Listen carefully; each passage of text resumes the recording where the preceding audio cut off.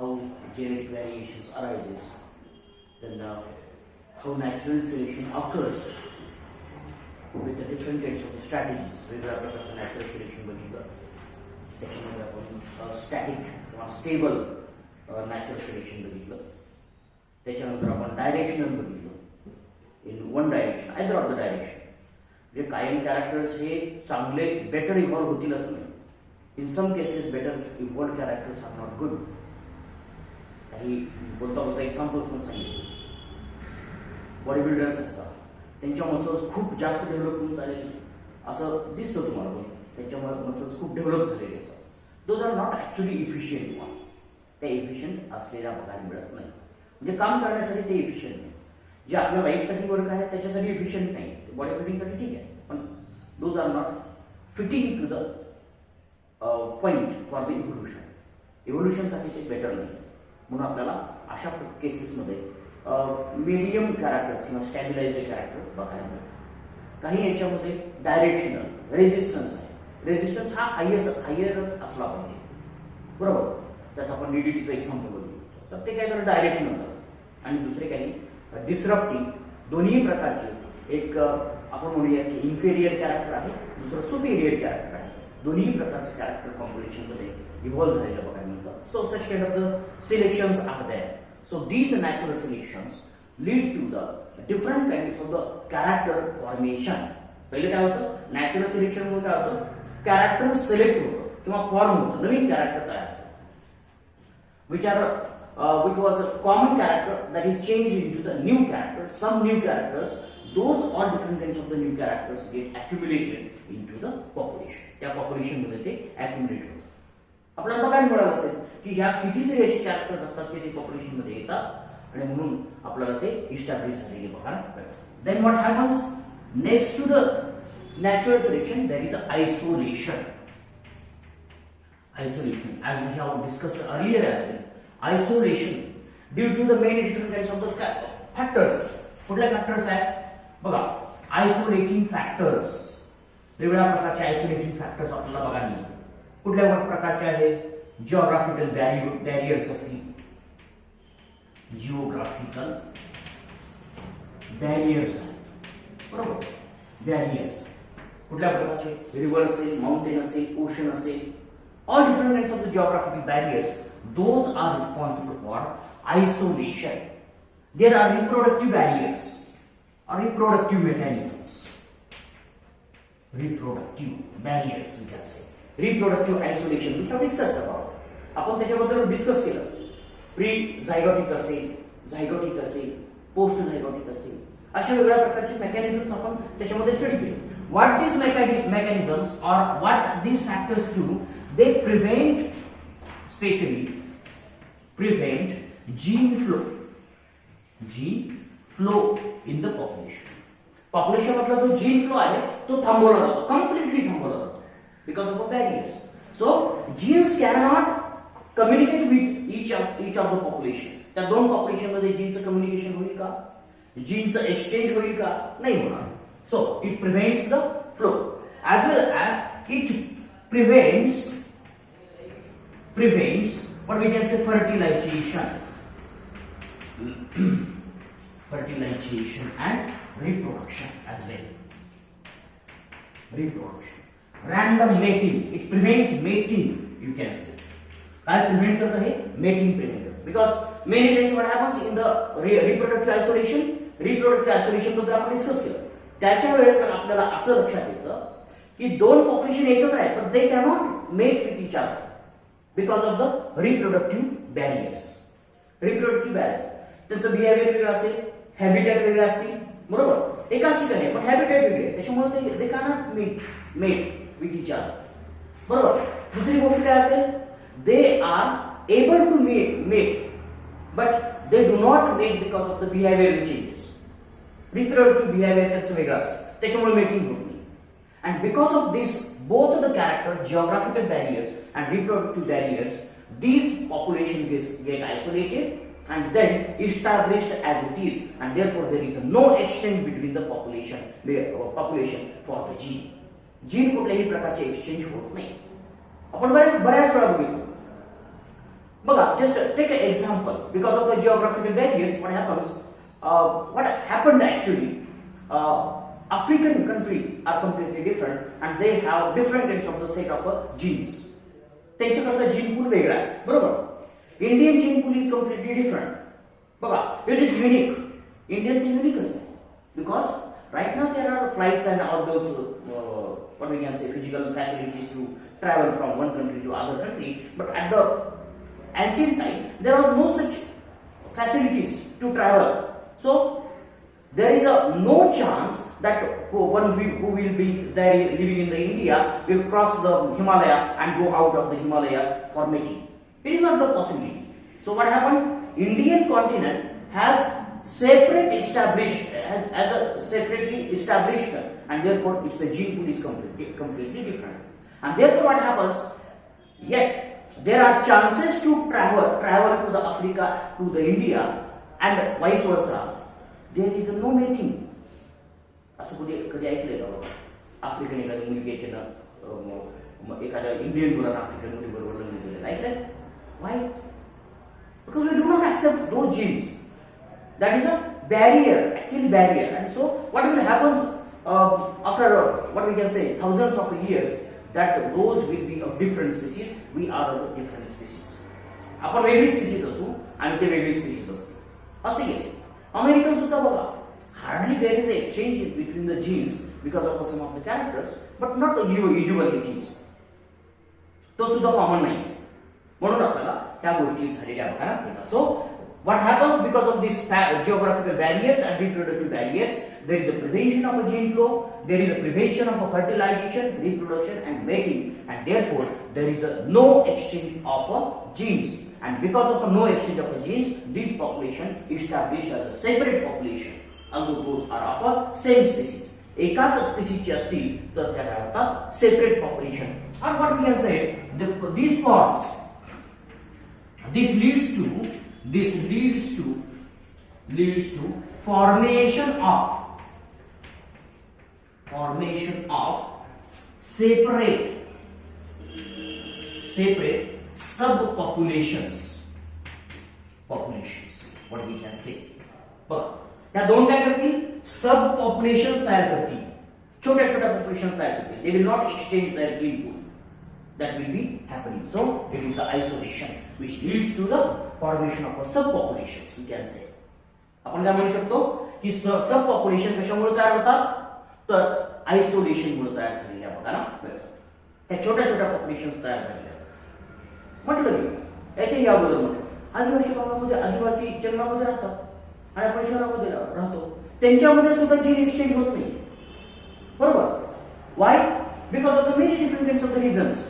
Their behaviors are completely different. त्यांचे behaviour वेगळे असतात, आपले बिहेवियर वेगळे आहे, बरोबर. त्याच्यामुळे आपल्याला we don't like their behaviour.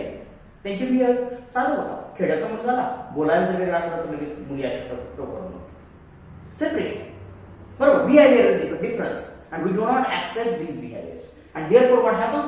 There is establishment of the subpopulation. ह्या छोट्या छोट्या सबपॉप्युलेशन्स इथं इस्टॅब्लिश झालेल्या बघा. तर अशा पद्धतीनं आपल्याला काय होतं? Isolation is the next step in this mechanism of evolution. इव्होल्युशनच्या मेकॅनिझम मध्ये आपल्याला आयसोलेशन मिळतं. And finally what happens? There is another event which is the final event which is leading to the evolution, that is a speciation. Speciation is a formation of a species. Formation of new species. आपल्याकडे काय? नवीन species तयार. So what happens? So isolated populations, those are subpopulations now. आपण त्यांना काय म्हटलं? Isolated population आहे, त्यांना काय म्हटलं? सबपॉप्युलेशन्स. ह्याच्या सबपॉप्युलेशन्स आहेत. These populations evolved as a separate species, separate new species. Because what happens when suppose one population is present in the different geographical zone or in the different climatic region, so they will have a different kinds of the characters. जसं आता सांगितलं African population आहे, African पॉप्युलेशनचं climatic region हा different आहे, त्याच्यामुळं त्यांच्यामधले characters वेगळे आहेत, बरोबर, त्यांच्यातले कॅरेक्टर वेगळे आहेत.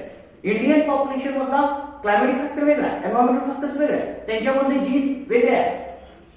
अमेरिकेमधलं पॉप्युलेशन वेगळे आहे, क्लायमॅटिक रिजन वेगळा आहे, म्हणून त्यांच्यामध्ये होणारे जीनची डिफरन्सेस आहेत, जीन मध्ये चेंजेस आहेत, those will be different. Therefore, what will happen? These all three different populations will evolve as a new species, completely new species. म्हणून एका स्पीशीज पासून काय तयार होतील, अनेक स्पीशीज तयार होतील. So they will evolve as a separate new species, and this is the evolution actually. याला काय म्हणायचं, इव्होल्यूशन असं म्हणणार. याला काय म्हणणार आहोत आपण, इव्होल्यूशन असं म्हणणार. Formation of a new species or giving rise to the new species is nothing but the evolution. So formed species will be highly evolved. जी तयार झालेली स्पीशीज असेल त्या एन्व्हायरमेंटल कंडिशनला, त्या सिच्युएशनला जास्त इव्हॉल्व झालेली आपल्याला बघायला मिळेल. आता साधं एक्झाम्पल, जर थोडंसं मागं जाऊया, आर्टिफिशियल सिलेक्शन कडे जाऊया. This is the population of a mosquito. बघा what happen, mosquito population, mosquito population, बरोबर. मॉस्किटो पॉप्युलेशन मध्ये काय झालं, दोन पॉप्युलेशन्स आहेत. We don't know actually they are interbreeding, but they are separate populations. One is a non-resistant species or population, and another is the resistant population for the DDT. DDT is a poison for the mosquito. Mosquito is a poison. त्याच्यामध्ये काय non resistance एक आहे, resistant एक आहे आणि resistant एक आहे. What will happen? This DDT, when we apply to the both populations, this population will not survive, but this population evolve as a new. He population काय होईल, न्यू म्हणून तयार झालेली बघायला मिळेल. जीन सेमच आहे, पण याच्यामध्ये काही म्युटेशन झाले, त्याच्यामुळे ऍक्युमुलेशन झालं आणि न्यू स्पीशीज झाले. So it is a resistant one. So these kind of mechanisms lead to the formation of a new species. Clear? So what will happen? This species, what it will do? It will get out of this DDT zone. DDT zone च्या बाहेर ही जाईल आणि दुसरीकडे जाऊन establish होईल. पण DDT zone मध्ये एकच स्पीशीज इव्हॉल्व झालेली बघायला मिळेल. Likewise, so such kind of mechanisms are present in the speciation. Actually, we will be discussing in detail this speciation mechanism next in some points. काही पुढे पॉइंट्स आहेत की त्या पॉइंट्स मध्ये आपल्याला डिटेल मध्ये या स्पेसिएशनचं अजून जास्त डिटेल मध्ये डिस्कशन करायचं आहे, म्हणून आपण याच्यामध्ये जास्त आताच डिस्कशन करणार नाही. So now these are the different phases of the mechanism of a evolution. इव्होल्यूशनच्या मेकॅनिझम मध्ये या सगळ्यात महत्त्वाच्या फेजेस असलेल्या बघा मिळतात. त्याच्यातले लक्षात ठेवायची पहिली फेज काय, जेनेटिक व्हॅरिएशन झाले पाहिजे त्याच्यामध्ये. दुसरी फेज काय आहे, नॅचरल सिलेक्शन झालं पाहिजे त्याच्यामध्ये. Natural selection because of many different types of the strategies, 2-3 strategy सांगितल्या, त्या स्ट्रॅटेजी पैकी नॅचरल सिलेक्शन झालं पाहिजे, त्यांचं आयसोलेशन झालं पाहिजे आणि त्याच्यानंतर स्पेसिएशन झालं पाहिजे. Then evolution happens. So there is another way of understanding the whether the evolution is occurring or not. That is we can understand it based on the one of the mechanism, and that is called as the Hardy-Weinberg principle.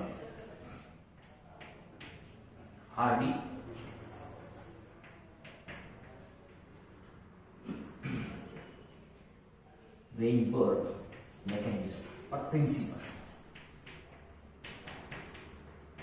Hardy-Weinberg principle.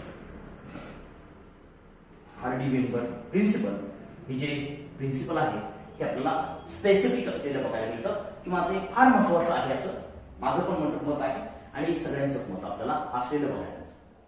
हे का महत्वाचं आहे, Hardy-Weinberg या दोन शास्त्रज्ञांनी एक principal शोधून काढलं किंवा एक अशी थिअरी मांडलेली आहे आणि त्याच्यानंतर ती प्रूफ पण करून दाखवलेली आहे.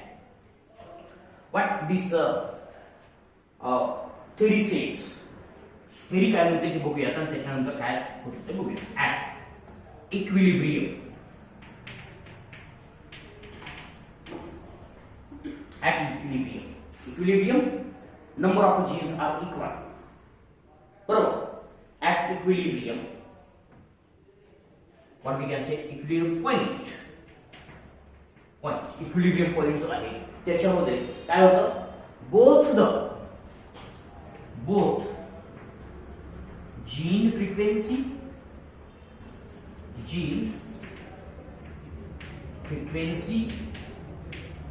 and genotypic frequency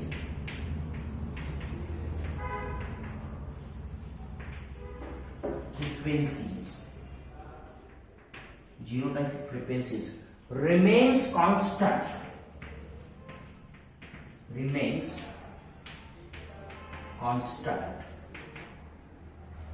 generation to generation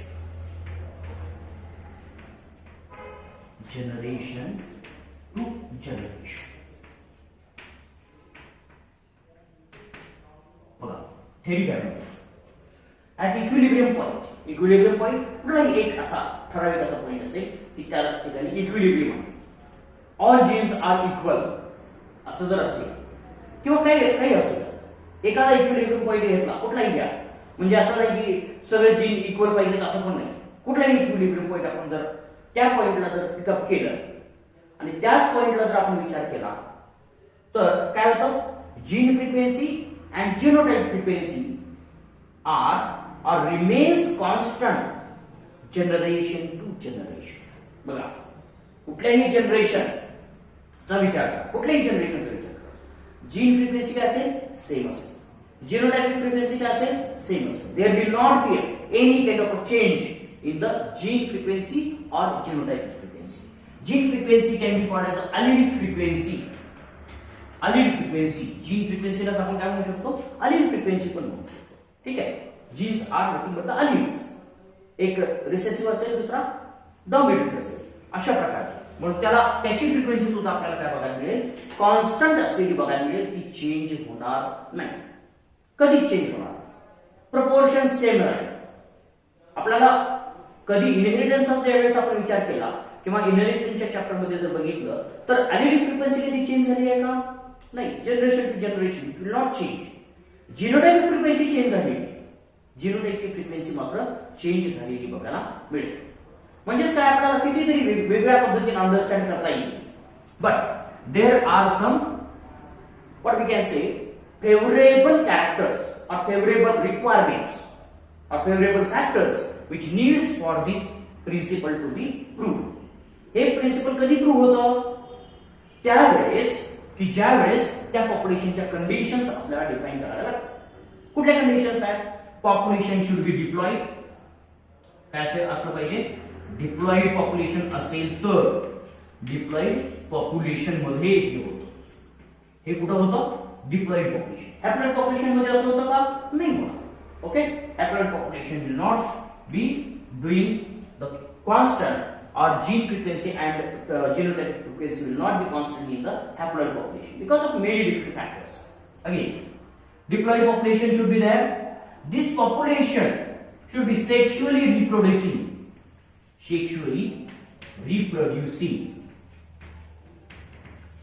काय झालं पाहिजे, सेक्शुअल रिप्रोडक्शन झालं पाहिजे. ती पॉप्युलेशन लार्ज असली पाहिजे, large population should B that, large population काय असली पाहिजे, लार्ज असली पाहिजे. छोट्या पॉप्युलेशन मध्ये प्रॉब्लेम क्रिएट होतो, मोठी पॉप्युलेशन असेल no problem. Okay, so large population should be there.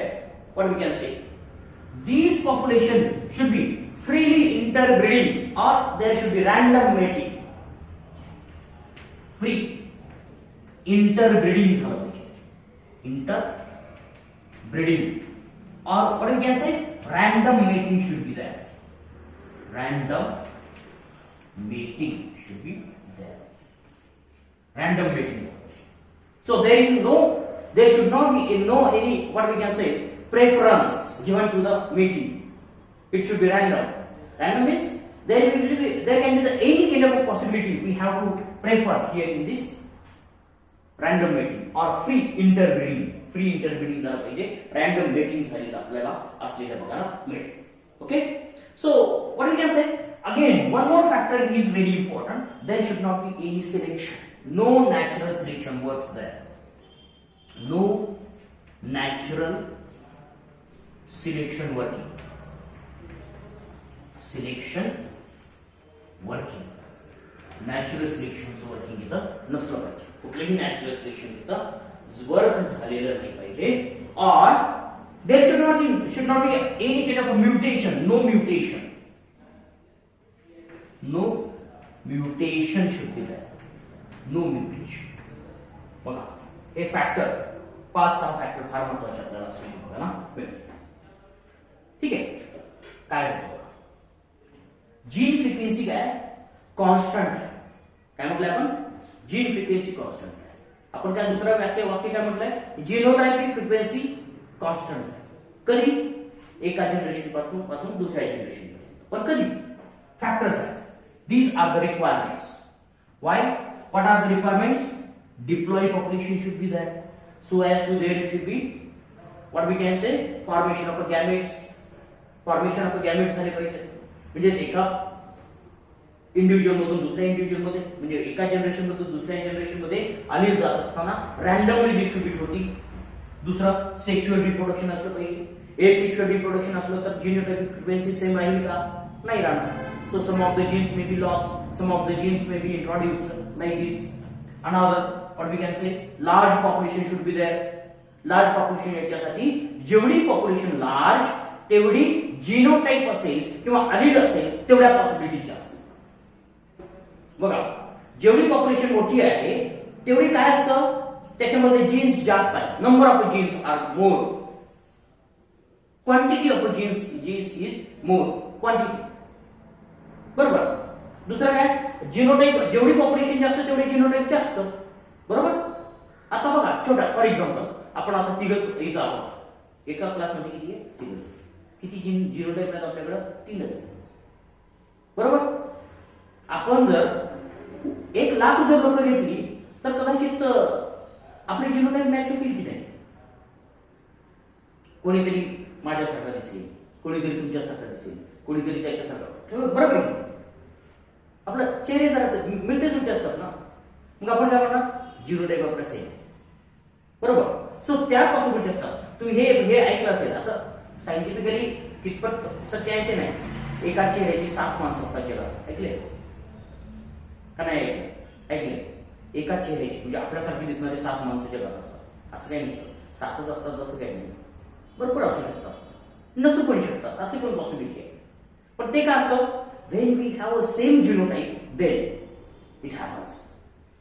And so, what will be the possibility? If all those are present, if someone dies, another will be available. एखादा genotype नष्ट झाला तर दुसरा available. So large population is required for maintenance of the constant genotypic frequency as well as phenotypic frequency. Again, free interbreeding should be there. Interbreeding कसं असलं पाहिजे? Free असलं पाहिजे. फ्री म्हणजे काय की those genes must be exchanged between all different kinds of the individuals present in the population. सगळ्या individual बरोबर त्यांचं काय झालं पाहिजे? एक्सचेंज झालं पाहिजे. तर प्रिझर्व होण्याची पॉसिबिलिटी काय असते? जास्त असते. Reproductive rate is completely dependent on the exchange of the genes. Reproductive rate कशावर अवलंबून असतो? जीनचं एक्सचेंज. सगळ्यांबरोबर जर जीन एक्सचेंज करू शकत असेल तर त्याचा रिप्रोडक्टिव्ह रेट सगळ्यात जास्त आपल्याला असलेला बघायला मिळेल. And therefore, there is a highest chances that the genes will be preserved or gene will be remaining constant. Again, no natural selection. Natural selection जर असलं तर काय होणार आहे? जीन बदलणार आहे. So that should not be there. नंतर mutation झालं तर जीन बदलणार आहे. That should not be there. Otherwise, genotype or phenotypic gene frequency or genotypic frequency will not be constant. ती constant राहणार नाही. कारण it will lead to the change. It will also lead to the change, and therefore all these factors are responsible for breaking the gene frequency factor. और gene frequency जी आहे ती constant ठेवत नाही. It will allow the changes in the gene frequency. हे जे factors आपल्याला असलेले बघायला मिळतात हे आपल्याला जीन फ्रिक्वेन्सी मेंटेन करतात. पण याच्या अपोजिट जर बघितलं तर जीन फ्रिक्वेन्सी चेंज करण्यासाठी रिस्पॉन्सिबल असलेले बघायला मिळतात. Clear? So Hardy-Weinberg equilibrium is true when there is it is true only when there is a diploid population. Population is sexually reproducing. When it is a large population, free range or random mating is there. No natural selection works there, and no mutation. Then and then only this equilibrium is a true, otherwise it is a false. Okay. What it says when we look at the equilibrium of this Hardy member, at that time we can understand this equilibrium works in the many different way. When we consider there are two different kinds of alleles. आपल्याकडे किती alleles असतात? दोन alleles असतात. A dominant allele is considered as a P and recessive allele is considered as a Q. Then what is the allelic frequency or gene frequency? Allelic frequency किंवा gene frequency कशी असेल? T plus Q is equal to 1. किती असेल? P plus Q is equal to 1. ही काय असेल?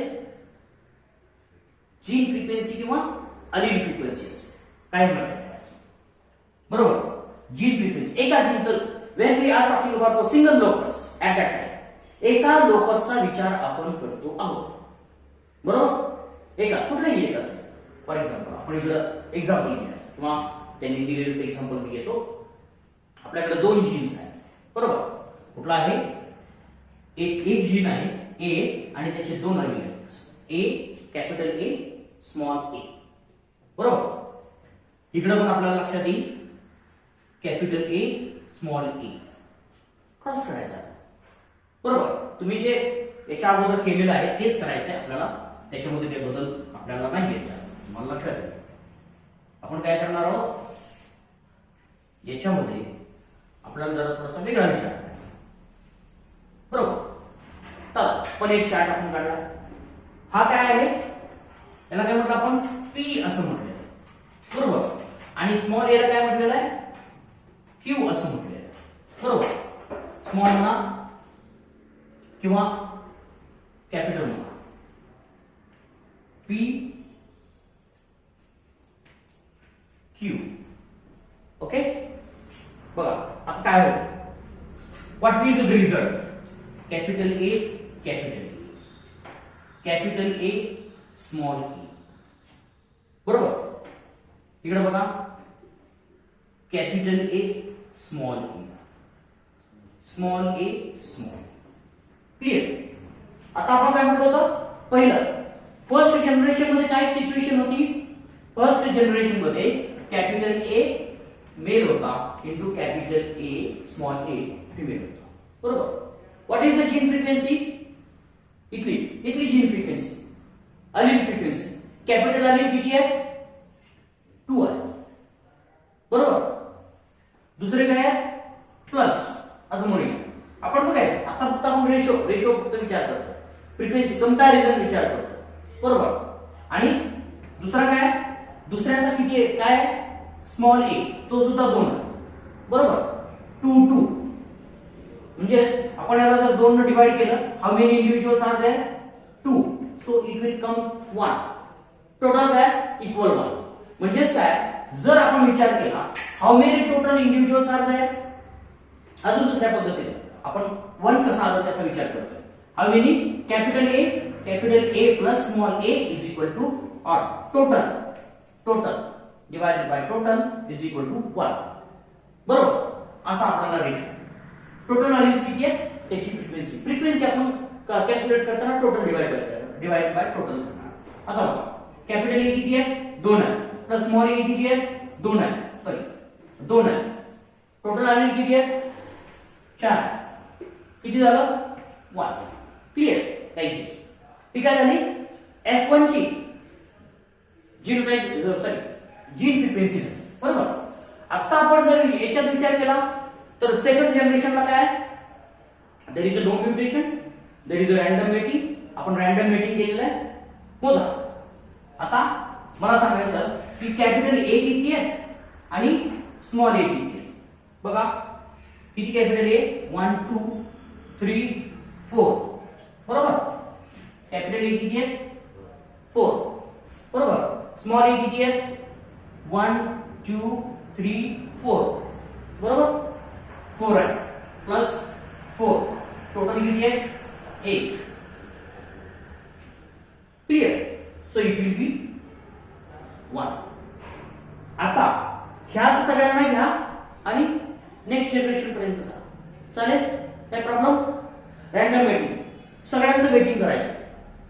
म्हणजे एका बाजूला काय कॅपिटल ए, दुसऱ्या बाजूला याचे जीनोटाइप सगळ्याचे जीन्स गॅमेट्स तयार करा. एक कॅपिटल ए, याचा एकच एक कॅपिटल ए, याचे दोन येतील कॅपिटल ए स्मॉल ए, याचा काय येईल कॅपिटल ए स्मॉल ए, त्याचा स्मॉल ए येईल. म्हणजे आपल्याला सगळे दोनच जीन काय म्हणतील गॅमेट मिळतील. बरोबर. It will be very constant. दोन जीन घेतले तर ते सुद्धा कॉन्स्टंट राहणार आहे. ठीक आहे. म्हणून आपण प्रत्येक वेळेस काय म्हणतोय की equilibrium at equilibrium, it is equilibrium ना. कुठलेही एक इक्विलिब्रियम आपण इथे घेतलेलं आहे आणि त्या इक्विलिब्रियमचा विचार केला तर जीन फ्रिक्वेन्सी काय किंवा जीनोटाइपिक फ्रिक्वेन्सी काय, all are constant from generation to generation. कितीही जनरेशन होतं there will not be any change when there is all different kinds of factors apply. सगळे फॅक्टर अप्लाय केले की तशी कंडिशन आपल्याला झाली की बघायला मिळेल ना. What will be the genotypic frequency. Genotypic frequency will B completely different. बघा genotypic frequency, what we call it as a genotype, capital A small a, sorry capital A is a genotype. A is the allele, but both alleles when they combine together it forms a genotype. बरोबर. Genotype काय असणार आहे. आता genotype जर बघितला तर A capital A is the genotype. But when we talk about the formula at that time, what will be the condition? Look at the condition. It is a allelic frequency. Allele frequency चा हा formula P into Q किंवा small टाकलं तरी चालेल, काय problem नाही. ठीक आहे. जीनोटाइप फ्रिक्वेन्सी काय असते. जीनोटाइप फ्रिक्वेन्सी बरोबर. Genotype frequency will be different. It will be P plus Q bracket square is equal to 1. बरोबर. आणि आपण याचं बायनोमियल इक्वेशन जर केलं तर आपल्याला काय होईल, सेपरेट करायचं. सोडवा, ब्रॅकेट सॉल्व करायला होईल माहिती तुम्हाला काय होईल, p स्क्वेअर प्लस 2pq बरोबर का, plus q square is equal to 1. सोडवलं तुम्ही, मॅथमॅटिक्स आहे, सोडवत आहे माहिती आहे ना. साधं सिंपल आहे होते. मला पण येतं म्हणजे तुम्हाला यायला पाहिजे. ठीक आहे. हा तर काय p square plus 2pq into sorry plus q square बरोबर. तर आपल्याला अशा प्रकारचे म्हणजे p म्हणजे काय कॅपिटल E आहे. इथं पुन्हा अजून मी लिहितो कॅपिटल E स्मॉल बरोबर. आता कसा बरोबर ह्या चार्ट मध्ये आपल्याला प्रेझेंट करायचं. किती p इंटू p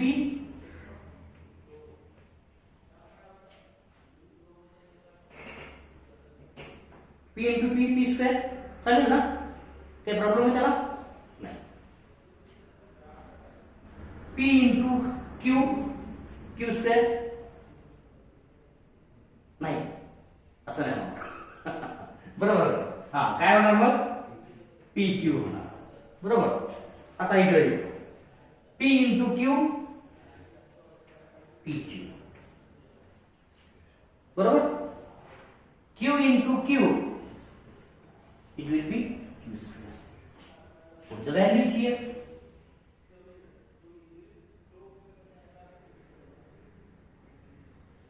बरोबर. आपल्याला व्हॅल्यूज ठेवता येतील इथं. बघा आता काय असेल व्हॅल्यूज बघा. पी क्यू पी स्क्वेअर आला इथं.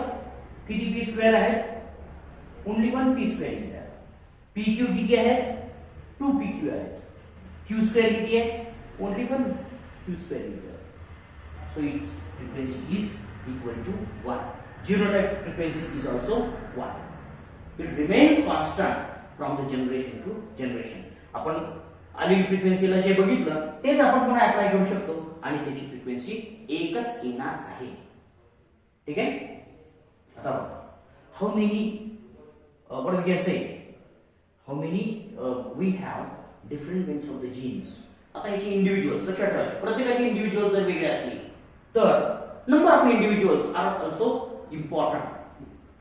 Number of individuals are also important in the population. त्या पॉप्युलेशन मध्ये आपल्याला आता मी सांगितलं की 4च इंडिव्हिज्युअल आहेत असं कन्सिडर करून घेतलेलं आहे. 8 इंडिव्हिज्युअल आहेत म्हणून कन्सिडर करून घेतलेलं आहे अगोदर.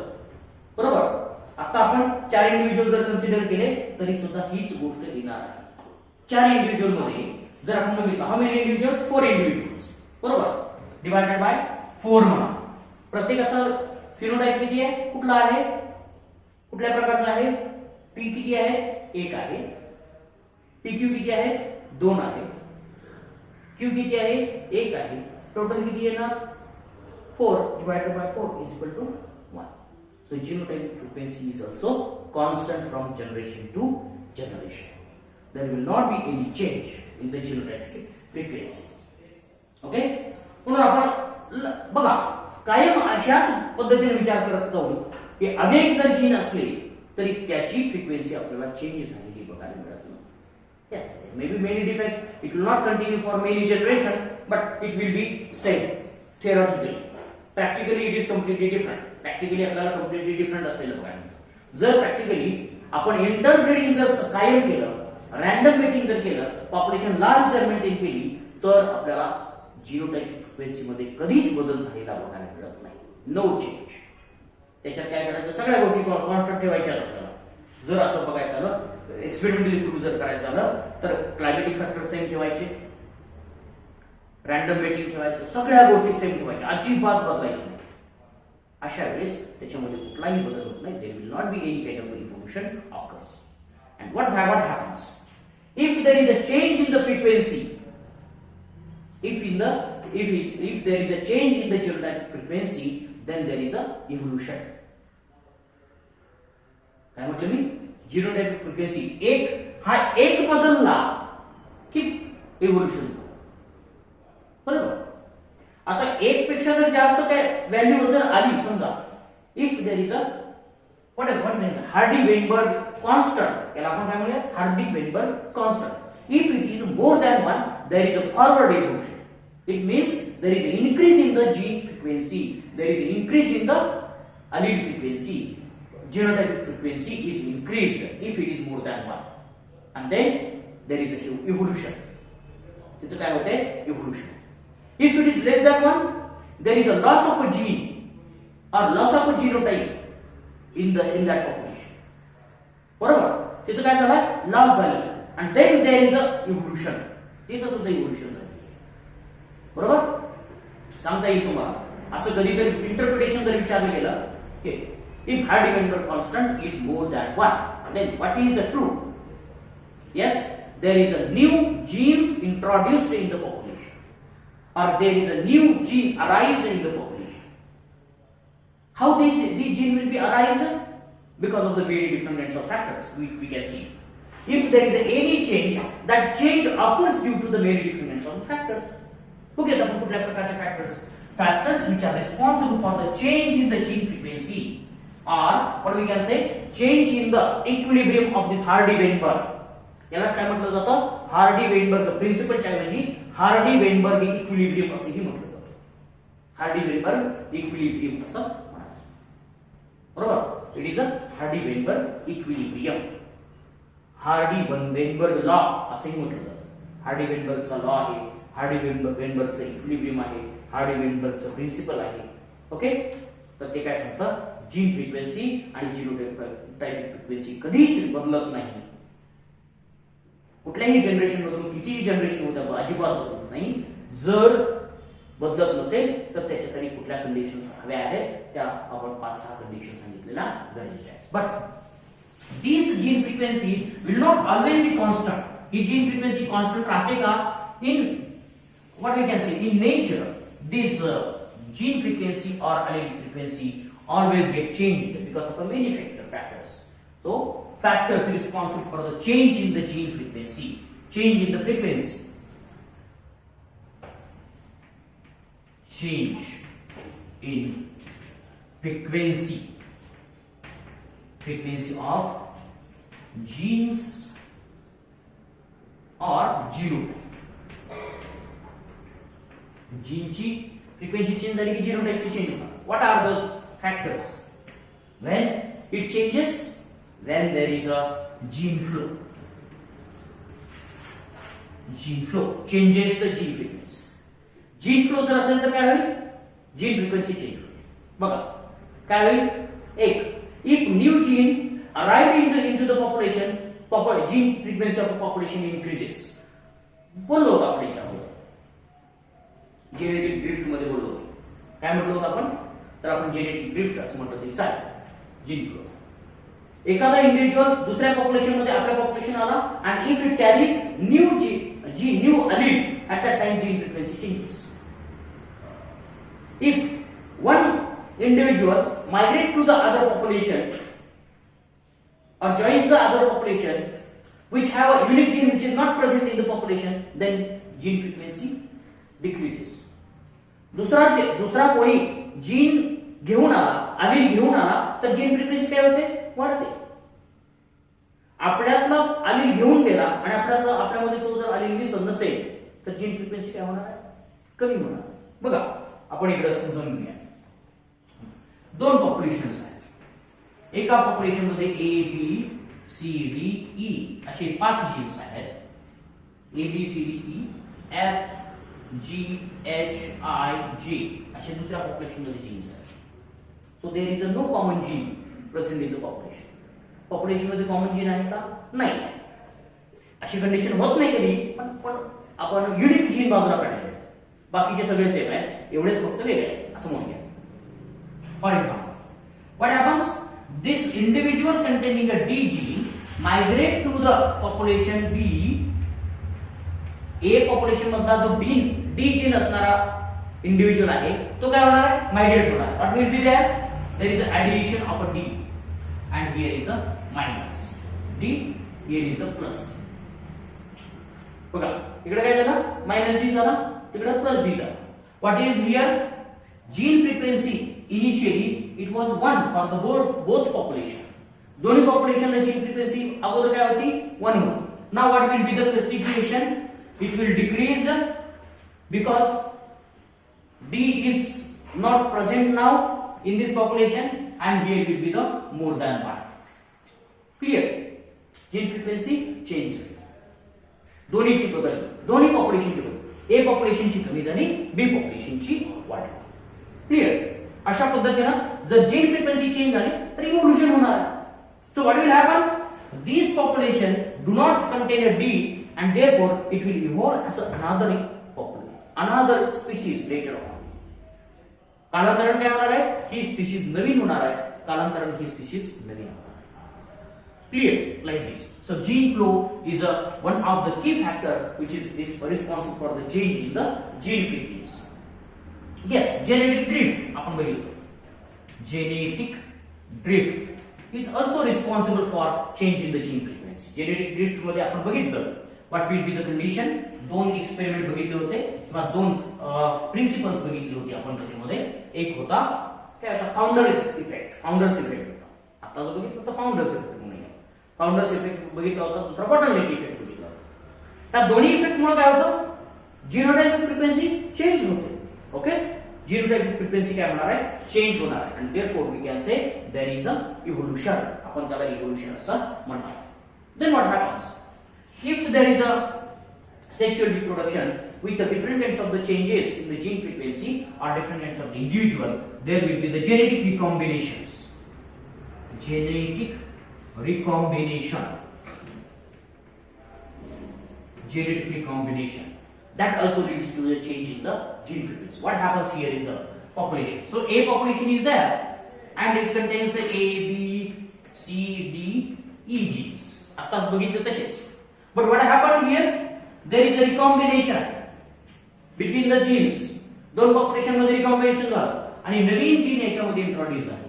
म्हणजे A B C E F आणि डी असे नवीन कॉम्बिनेशन आपल्याला इथं तयार झालेले बघायला मिळाले. नवीन जीन्स. रिकॉम्बिनेशन मुळे जीन काही येतात काही जातात असंही होतं. तर आपल्याला अशा पद्धतीचं रिकॉम्बिनेशन झालेलं बघायला मिळेल. आणि genetic recombination is also responsible for the change in the gene frequency. Gene frequency त्याच्यामुळे सुद्धा आपल्याला चेंज झालेली बघायला मिळते. Yes, it also changes due to the natural selection. Natural selection also changes the gene frequency. For example, natural selection, if it do not wants the D gene in the population A मध्ये त्याला D gene नको आहे, तर काय होईल? There will be loss of the D gene. D gene चा काय होणार आहे? लॉस होणार आहे. आपण म्हटलं there are some many different kinds of the genes which are lethal genes. आपल्याला नको असणारे जीन्स असतात. एखाद्या याच्यामध्ये नवीन कॉम्बिनेशन होतात आणि तो इंडिव्हिज्युअल डेड होतो आणि त्याच्यामुळे तो जीन लॉस होतो. अशा पद्धतीने ज्याच्यामध्ये डी जीन आहे, if it is not naturally selected then it will be eliminated. Natural select झाला नाही म्हणजे तो इलिमिनेट होणार आहे. तो इलिमिनेट झालेला आपल्याला बघायला मिळेल. Those who do not have D gene, those will be evolved, otherwise it will not evolve. That will lead to the change in the gene frequency. So natural selection is also responsible for the change in the gene frequency. Again, this gene frequency is always affected by the non-random mating. बघा कशी non-random mating also responsible for the change in the gene frequency. What happens now? Clear. बघा, जे individual आहे की ज्यांच्यामध्ये फक्त आता बघा आपण काय करतो, आपल्याला आता काय करायचं बघा, आपल्याकडे 4 जीन होते, 4 जीनोटाइप होते. ए 3 होते, ए स्मॉल ए आणि ए. बघा आपण काय करतो, नॉन रँडम म्हणजे व्हॉट सिलेक्टिव्ह. रँडम नाही, आपल्याला पाहिजे तोच, बायस म्हणतो, पाहिजे तोच, आपल्याला जो आवडतो तो असा तो. बरोबर. मग काय केलं आपण, समजा आपण यांच्यामध्येच मीटिंग केली, कॅपिटल ए मध्ये मीटिंग केली, there is no random meeting. बरोबर. कॅपिटल मध्ये ए मध्ये जर मीटिंग केलं तर what will be the result? All the genotypes will contain a capital A and small A will be lost because of non random meeting. Random meeting मध्ये काय असतं, all the genotypes must be considered in the random mating. For the mating. Mating साठी random mating मध्ये सगळ्या प्रकारचे gene, सगळ्या प्रकारचे genotype आपण कन्सिडर करायचे. नॉन रँडम मेटिंग मध्ये आपण असं करत नाही. फॉर एक्झाम्पल, दुसरा एक्झाम्पल घेऊया. स्मॉल ए मध्येच आपण रिप्रोडक्शन केलं, मेटिंग केलं, तर काय होणार आहे, all the population which will be resulting from this mating will contain small A genes and not others. Capital A will be lost. कुठलीही पॉसिबिलिटी आपल्याला याच्यामध्ये असू शकते. किंवा दुसरं, कॅपिटल ए स्मॉल ए असं जर केलं तर yes, there may be possibility of having a constant genotype, but in the other cases it will not. So non random mating always changes the gene frequency. Non random मेटिंगला काय झालेलं बघायला मिळतं, gene frequency आपल्याला change झालेली बघायला मिळते. Again in last what you can say, of course this needs a large population, and if there is a small population it also prone to, we can't say that there will always be change in the gene frequency, but there is a possibility of the change in the gene frequency if it is a small population. Small population is prone to change in the gene frequency. It may not be a critical factor for the change in gene frequency. पहिले जे 5 factors आपल्याला असं आहेत ते महत्त्वाचे आहेत. Gene flow, genetic drift, genetic recombination, natural selection and non random mating. हे सगळ्यात महत्त्वाचे फॅक्टर आहेत की जे जीन फ्रिक्वेन्सी चेंज करतात म्हणजे करतात. ओके. स्मॉल पॉप्युलेशन आहे त्याच्यामध्ये जीन फ्रिक्वेन्सी चेंज होऊ शकते, होईलच असं नाही, होण्याचे चान्सेस जास्त असतात, म्हणजे पॉसिबिलिटी त्याच्यामध्ये जास्त असलेली बघायला मिळते. म्हणून small population is prone to change in the gene frequency. And what happens if there is a change in the gene frequency in either of the direction? Doesn't matter whether it increases or whether it decreases, doesn't matter. But when there is a change in the gene frequency, what happens? There is a evolution. कधी कधी असेही प्रश्न विचारले जातील की जर समजा तुम्हाला एक पॉप्युलेशन दिली आणि त्या पॉप्युलेशनची जीन फ्रिक्वेन्सी चेंज झाली, what is the true? about this population? It is evolving, it is not evolving, like this. We can't say. काहीतरी असे वेगळ्या प्रकारचे ऑप्शन दिले. Yes, if there is a change in the gene frequency, population is evolving. लक्षात ठेवायचं. If there is a no change in the gene frequency, what will be the true? There will not be evolution. Evolution तिथं असणार नाही.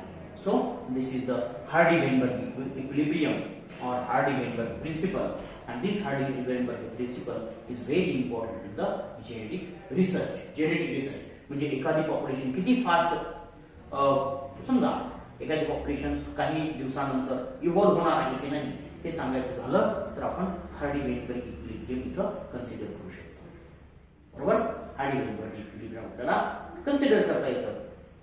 त्या Hardy-Weinberg मध्ये काही महत्वाचे jeans की जे तुम्हाला वाटतात की जे काय होतात की चेंज होऊ लागलेले आहेत किंवा जे कॉन्स्टंट आहेत पण ते चेंज होत आहेत असं आपल्याला वाटतं, असे जीन सिलेक्ट करून आपण त्याच्याबद्दलचा स्टडी करू शकतो आणि एखादी पॉप्युलेशन इव्हॉल्व्ह होत आहे की नाही ते आपण सांगू शकतो. Clearly. So this is the Hardy-Weinberg equilibrium which is very important for the evolutionary research, genetically and evolutionary research दोन्हीसाठी महत्त्वाचा आपल्याला हा असलेला बघायला मिळेल. So this is the Hardy-Weinberg principle which is also a part of a mechanism in the evolution. Change in the gene frequency बद्दलचा असलेला बघायला मिळेल. So this is the important. So another evidence we have or another kind of a condition of evolution that is also another kind of a mechanism we can say that is also very important here, that is adaptive radiation. That is a adaptive radiation. Adaptive radiation. This adaptive radiation is a very important concept in the what we can say in the evolution. Evolution मध्ये हा एक दुसरा महत्त्वाचा concept असलेला बघायला मिळेल. काय concept हा आहे आपण बघूया. So in the evolution what happens or what we can say evolution results into the formation of a large number of species from the one species. So single species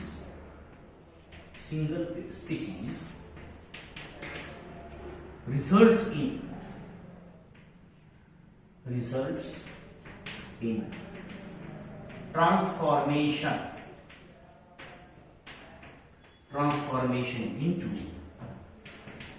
into many species. काय सांगू? One species, what we can say, or original species results into the formation or it get transformed into the many species. एक species आहे, for example, बघा. सांगू, A species. It will give rise to the B species. बरोबर. It will also give rise to the C species.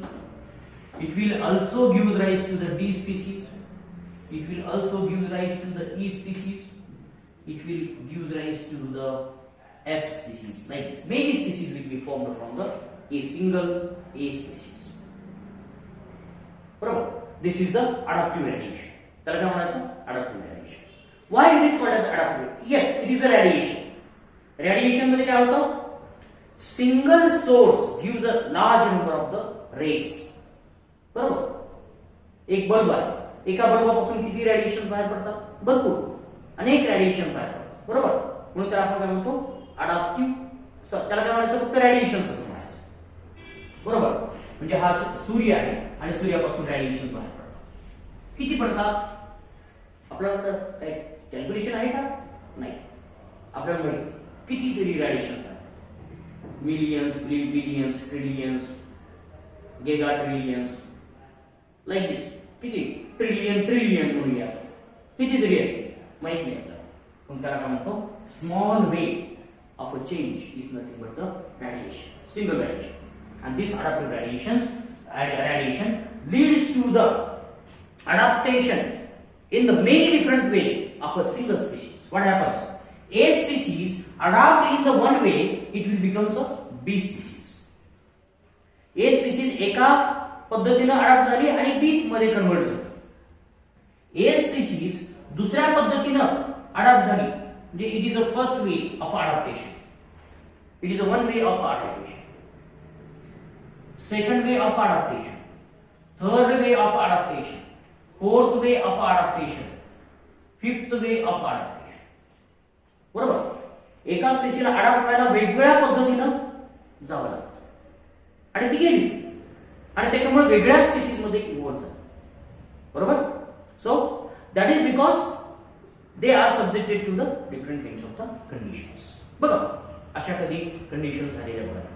आपण एकाच घरामध्ये असतो, एका घरामध्ये एक इंजिनियर असतो, एक डॉक्टर असतो, एक टीचर असतो, एक शेतकरी असतो. असं झालेलं कधी झालेलं because they R adapted in such a way that they becomes different. Like this only in a species as well, one species, there is only one species, so one population comes out and adapts in the one way, it will becomes B species. त्याच्यातली छोटीशी population असेल त्या पॉप्युलेशनने काय केलं वेगळ्या पद्धतीने adapt व्हायला सुरुवात केली, सी झाली. Like this all different kinds of the species are form. म्हणून आपल्याला हे एक्झाम्पल आपल्याला काही घेता येईल natural मध्ये examples. So Darwin's finches. Darwin's finches is the another important example of the adaptive radiation. Because what during the what I can say voyage of the Darwin, याची समुद्र सफर होती, मोठी समुद्र सफर. त्याच्यामध्ये त्यांना काय केलं की अमेरिकेच्या आसपास असणारे आयलँड्स, तर आपण गॅलापॅगोस आयलँड्स, हे journey to Galapagos Island. Journey to Galapagos. What he observed? Darwin observed many species of finches. बघा अनेक स्पीसीज ऑब्झर्व केल्या. त्यानं काय ऑब्झर्व केलं? बीक कॅट, बीक बिल असं म्हटलं तरी चालेल, बिल चोच. ठीक आहे. बिग पॅटर्न त्यानं स्टडी केला. Again he studied their feeding pattern, foraging pattern, त्यांची फॉरेजिंग स्टडी फॉरेजिंग. काय लक्षात आलं त्याला? These all many species are some of those are insectivores, insect eating आहेत. काही स्पीसीज काय इन्सेक्ट, स्पेसिफिक इन्सेक्ट ईट खातात. some are fruit eating आहेत. some are seed eating, like this. ठीक आहे. वेगवेगळ्या प्रकारचे आहेत. काही ह्या गॅलापॅगोस आयलँड्स वरचे जे फिंचेस आहेत ते त्याच्यातले काय इन्सेक्ट इटिंग काय आहेत, फ्रूट इटिंग काय आहेत, सीड इटिंग काय आहेत, असे वेगवेगळ्या प्रकारचे फिंचेस आहेत असं त्याला लक्षात आलं. आणि त्याच्या बीक सुद्धा काय वेगवेगळ्या आहेत, त्याच्या बीकचा पॅटर्न सुद्धा काय वेगवेगळा आहे असं त्याला लक्षात आलं. Then what he concluded that original population present in the America or mainland of America. बघा इथे काय तर अजून एक कन्सिडर केलं, मिथच लिहितो.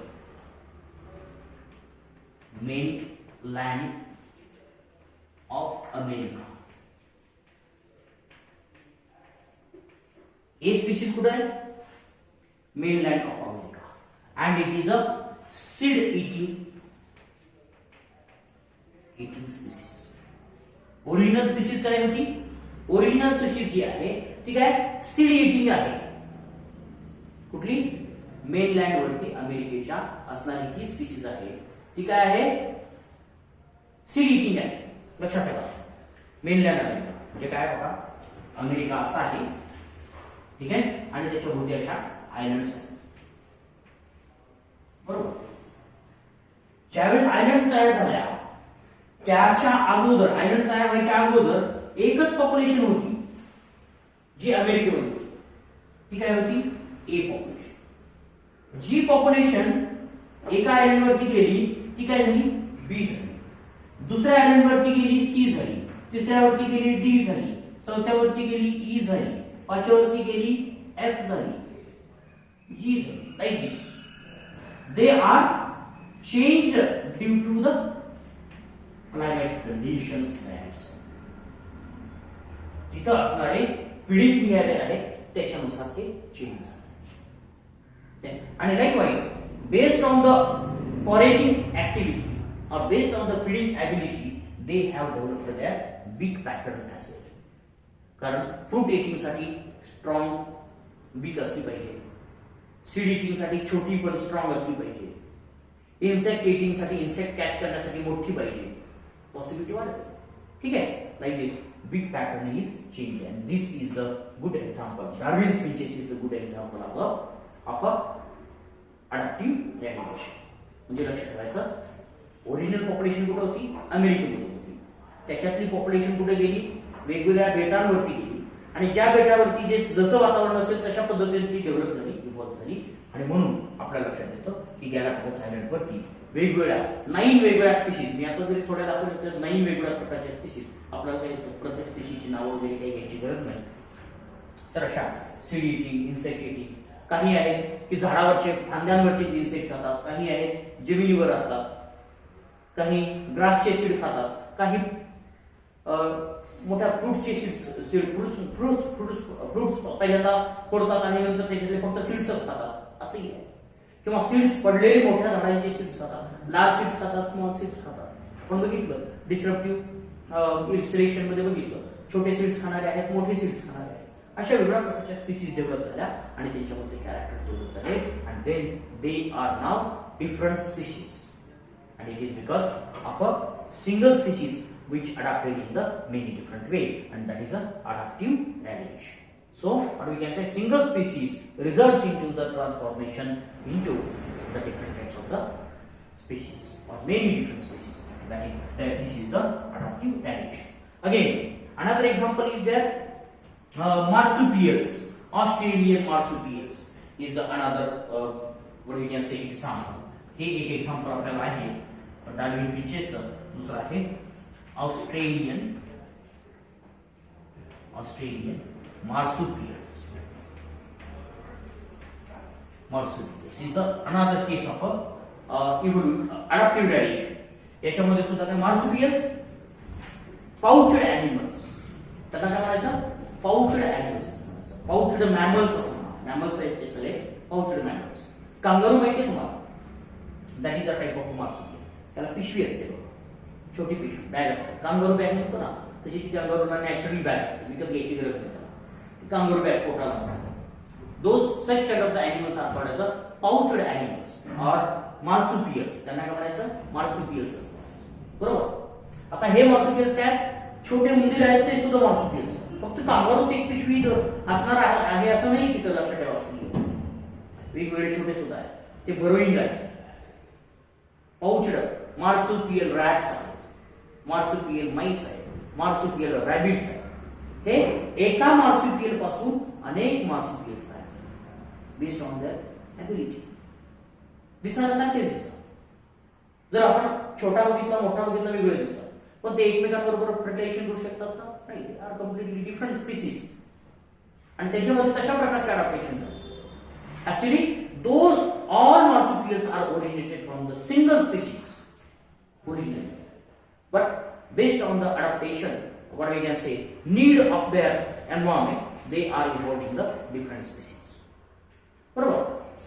काहींना बरोईंग करा वाटलं मग ते बिळामध्ये राहायला लागले, म्हणून छोटे उंदीर रॅट झाले, रॅबिट झाले. ठीक आहे. काही मोठे आहेत झाडांचे पानं खायला ते वेगळे झाले, कांगारू सारखे झाले, गवत खाणारे ते वेगळे झाले. ठीक आहे. अशा पद्धतीने त्यांच्यामध्ये अडॅप्टेशन झालं. So another example is Australian marsupials. These are the two important examples we can put into the adaptive radiation. So adaptive radiation is the another way or another mechanism for the evolution. So these are the many different aspects of a mechanism of a evolution. इव्होल्युशनचे हे मेकॅनिझमचे वेगवेगळे aspects आपल्याला study करायला मिळतील. So right now we can see that this is the way of evolution, or after this happening many different kinds of aspects, a species can evolve into the one or other type, and therefore there is a evolution. म्हणून आपल्याला evolution झालेले बघायला. So another question comes, how we can say there is evolution happening or happened throughout the time. आपण म्हणतो की आपण सुरुवातीला बघितलं अर्थ मध्ये इव्होल्युशन कशा प्रकारची झालेली बघायला मिळते, किंवा अर्थ मध्ये कसे बदल होत गेले आणि इव्होल्युशन कशी झाली हे आपण सांगितले. But how does it happen and what is the proof for this? Science मध्ये आपण प्रूफ विचारतो, हे कसं काय झालं, तर हे कसं झालं त्याच्यासाठी आपल्याला इव्हिडन्सेस सुद्धा महत्वाचे असलेले बघा ना. म्हणून evidences are also required for this evolution. Evidences for evolution. Evolution साठी वेगवेगळ्या प्रकारचे इव्हिडन्सेस आपल्याला गरजेचे असलेले बघा ना. So these evidences are very important. Actually what happens, we say that आपण काय म्हणतो, today's complex form of organism, आपल्याकडे जे कॉम्प्लेक्स फॉर्म्स आहे ऑर्गॅनिझमचे, these complex forms are evolved from the simpler forms which were present in the past. काय म्हणजे present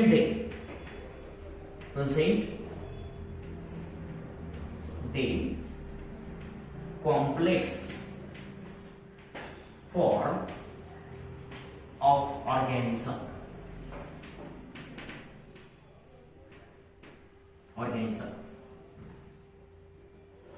evolved from simple form in past.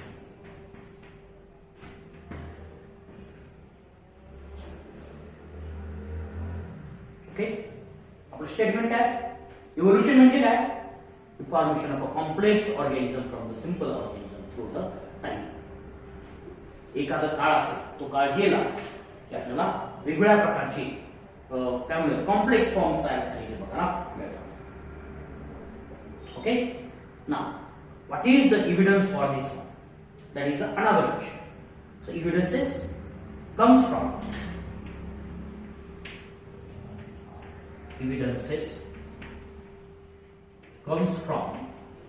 इथून येतात बघा, comes from one, different branches of biology we can say.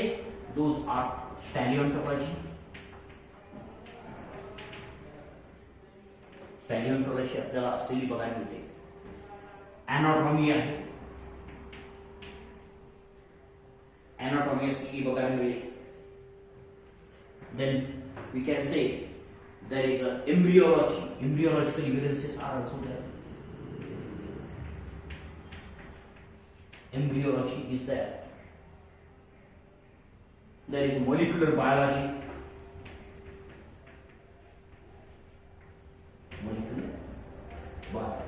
These are the many different kinds of evidences we have. In the paleontology, what we see, many different kinds of fossils. In the anatomy, structures, organ structures we observe. Embryology, developmental pattern we see. Developmental pattern. And in the molecular biology, molecular structures we see, whether they are supporting the evolution or not, that we see in this all different kinds of the branches. आपल्याला ह्या सगळ्या branches वरती discuss करायचं. आपण जी काही evolution आता evidences मध्ये बघणार आहोत, तर ह्या वेगळ्या प्रकारचे पॅटर्न आपल्याला बघायचे आहे. बघूया काय पॅलिओन्टॉलॉजीची इव्हिडन्सेस पहिल्यांदा सुरू करूया, त्याच्यानंतर एनाटॉमी बघूया आणि त्याच्यानंतर वेगळ््या प्रकारचे इव्हिडन्सेस आपल्याला सांगता येईल. So palaeontology, what is the palaeontology? paleontological evidences. Paleontological evidences. Paleontology is the study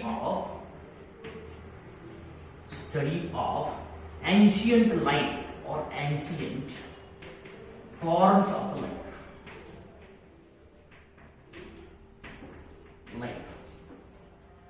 एवढंच आपण सांगू शकतो. कशावरून?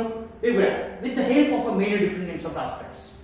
Right now, the most common aspect is what we can say with the help of fossils. फॉसिलच्या माध्यमातून आपण काय करतो याचा study.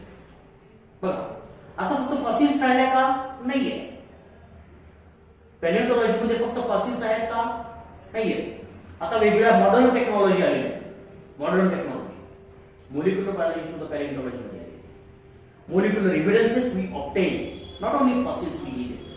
We can also use the molecules for the study. We can use atoms as well for the study. Carbon dating as well. The carbon dating is also option. Like this, many different types of aspects are there in the paleontology. So, what is fossil? Fossil म्हणजे काय? Fossil is a dead remains of organisms. Dead remains of organisms that lived. Organisms that lived. Yes. That lived in past.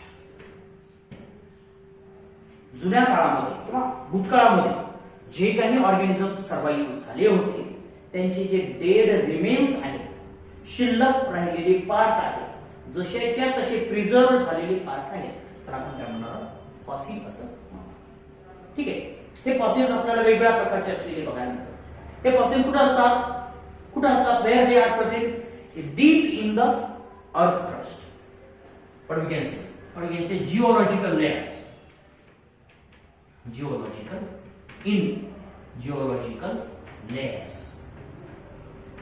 Geological layers or the layers of soil असं म्हणतो ते चालेल. सॉइलचे जे layer आहेत त्याच्यामध्ये आपल्याला हे प्रेझेंट असलेली बघा. These are present in the geological layers. Clear? So these fossils provides different kinds of evidences. वेगवेगळ्या प्रकारचे एव्हिडन्सेस आपल्याला हे फॉसिल्स प्रोव्हाइड केलेली बघायला मिळतात. बघूया. They provides direct evidence of a presence of those organisms at that time. Direct evidence. It provides direct evidence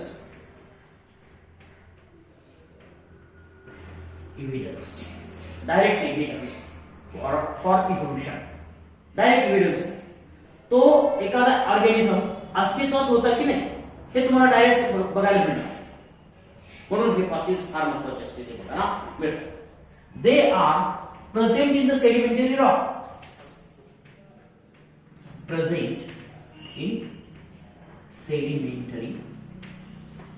sedimentary Roxx. हे कुठे प्रेझेंट असतात? सेडिमेंटरी रॉक्स मध्ये प्रेझेंट असलेले.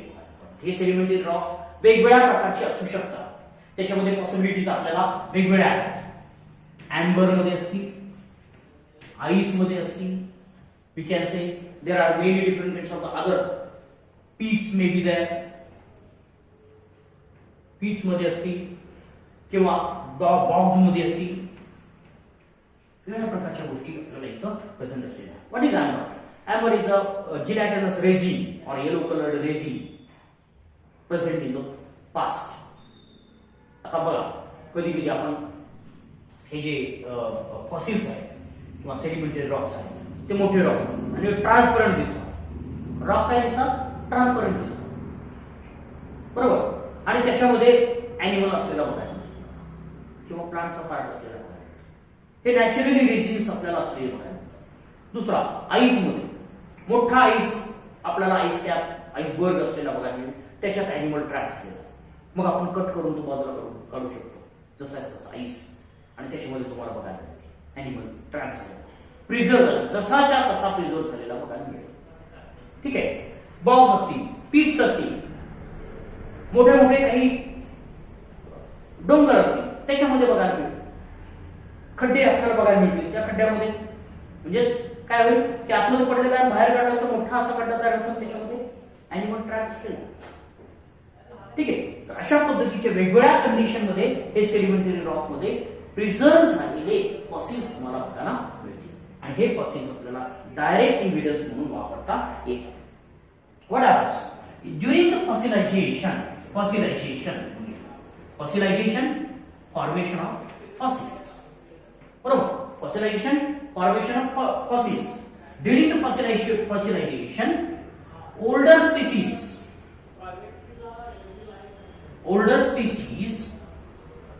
present in deep or lower layers. Present in lower layers of a sediment. सेडिमेंटच्या layer मध्ये बघा, जर समजा इकडे अशी लेयर्स आहेत सेडिमेंटची, सगळ्यात खालचा जो आहे तो ओल्ड आहे, लक्षात ठेवायचं काय, ओल्ड आहे, आणि सगळ्यात वरचा जो आहे तो रिसेंट आहे. समजा बघा इकडे लक्ष, जे फॉसिल इथं सापडले ते काय असणार आहे, in the lower region, lower, आणि it is a upper. Lower part मध्ये जे काही, लोअर लेअर मध्ये जे काही ॲनिमल प्रेझेंट असलेले बघायला मिळणार आहे ते कसे असणार आहे, ओल्डर असणार आहे. त्याच्यावरचे, त्याच्या नंतरचे, त्याच्यावरचे, त्याच्या नंतरचे, आणि सगळ्यात वरच्या लेअर मध्ये असणार आहे ते रिसेंट असणार. काय होतं इकडे थोडक्यात समजावून सांगतो, फॉसिलायझेशन कसं होतं, त्याच्यानंतर फॉसिलचे टाईप बघूया आपण.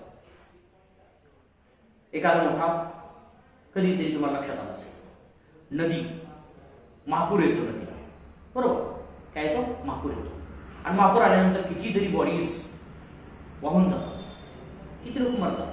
त्या वेळेस अस्तित्वात असणारे ॲनिमल्स काय होणार आहे, मरणार, बरोबर.